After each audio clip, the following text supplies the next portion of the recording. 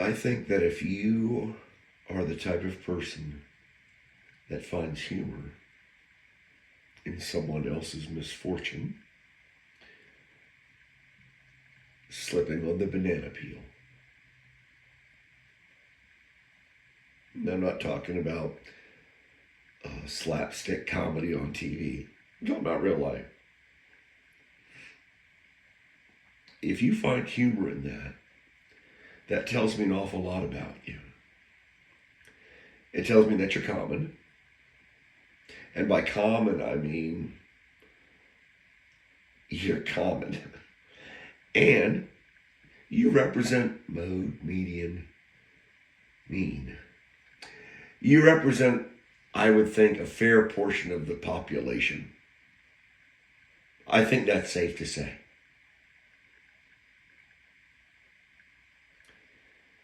If you laugh at the misfortune of another,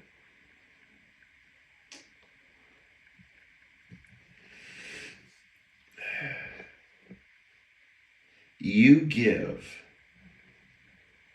absolutely no credence to anything beyond what is right in front of your eyes in that moment. You don't think about the possible injury to the person slipping and falling. No, you don't. No, you don't. You don't think about anything beyond the misfortune of your brother or sister, and you find humor in it.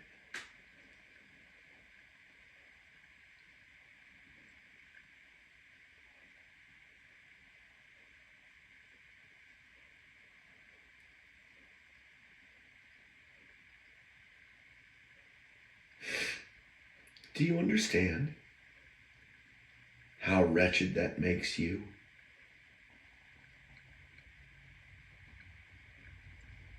It makes you the norm in a lot of ways. The average Jane, the average Joe. And it makes you utterly disgusting to me. Utterly.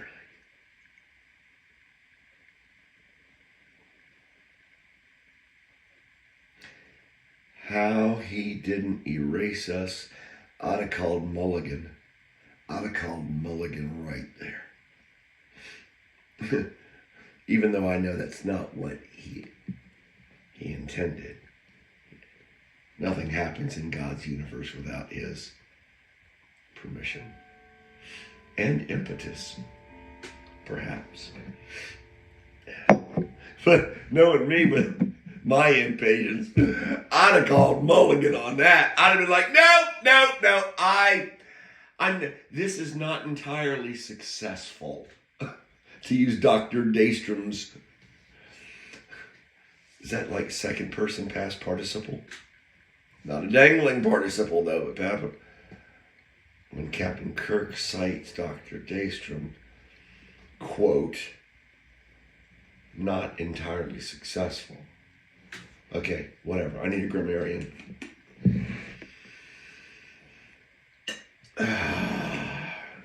Fresh from the fight.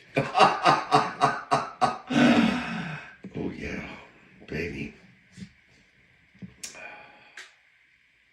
Speak those naughty adjectives to me. Oh, let's have it with the verbs. Bring it. Verb me, baby. Verb me up.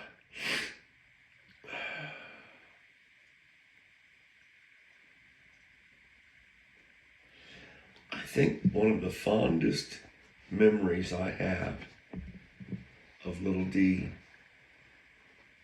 is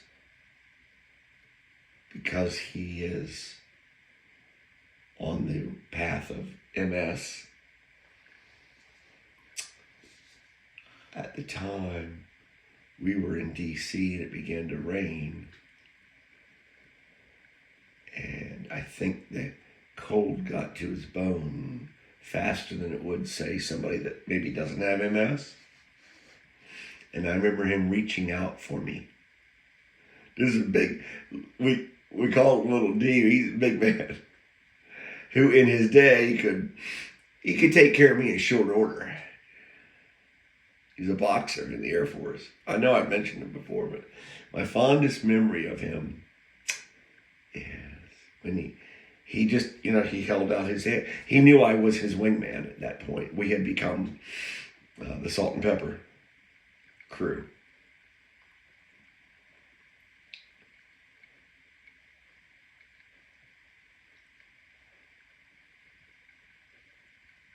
Yes, we had become one. I had become his helper, and I was grateful to my master for the opportunity. He'd call me, I'd be talking, I talk a lot. I do.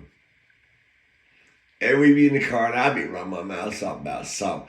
I start getting racial on him. That's right. It's just him and me in the car. So you just let your mind go wherever you want to go. I'll be starting to get racial up on him and talking smack to him. And he wouldn't even look at me. He wouldn't even give me the common courtesy looking back at me. He would look out the front window, right? He'd be like, he'd get that laugh. He got that, you stupid man. And he would say that. He'd say, you stupid man. I can hear him. That's nice.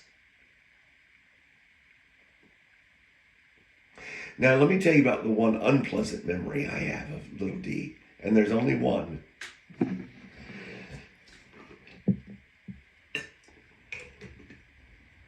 And for those of you that hear this that know me and know Little D, I'm sorry. I love you. I'm sorry. The one and only really one bad memory I have of Little D was when he had an accident at the lounge. I don't think he was drinking. We kept him off the alcohol. We knew better because of his bladder. And of course, he wore, adult diapers. I mean, he wore like the Mac Daddies too. I remember one night in the lounge, he had an accident. He'd made it to the bathroom. The men's room. But it was bad. It was bad. I immediately went to work, grabbed a bucket. I knew where all the cleaning supplies was, and I think somebody else was helping me too. And I immediately went to work. We got him cleaned up, and I went out to the bathroom.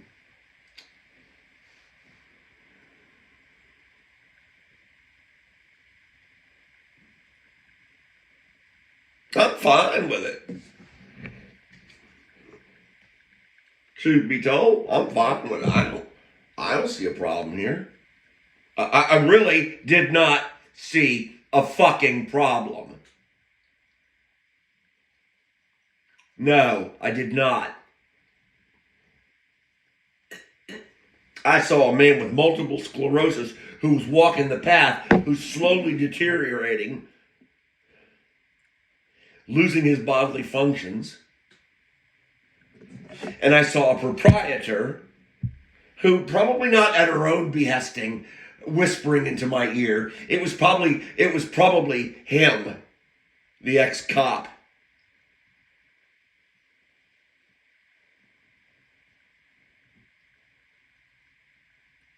Yeah, it was probably him.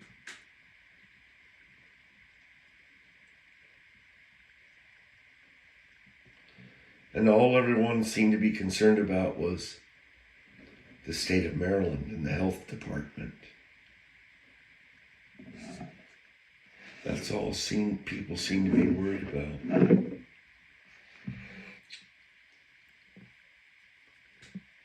I think that's I think that's really fucked up. I really do. It seems to me, if I'm in there busting my ass to clean it up, and we make everything all right, seems to me people should look the other way. You know, the ones that still have driver's license that haven't been lifted from them from the state of Maryland, the ones that can still ambulate reasonably well to their cars in the first place. You know, the ones that don't have motor loss control with a drink, a beer, extreme bladder loss control. You know, those people. Seems to me they could look the other way. Seems to me, but that's just me. What do I know? I know this much. I'm a stranger in a strange land.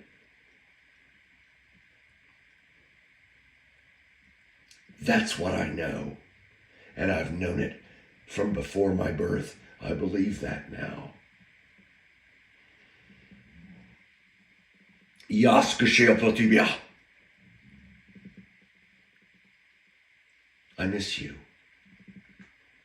Я скучаю по тебе. I said that to God Daddy today.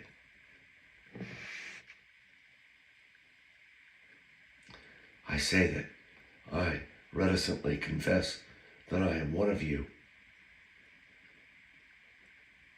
But sometimes I wonder if I really am.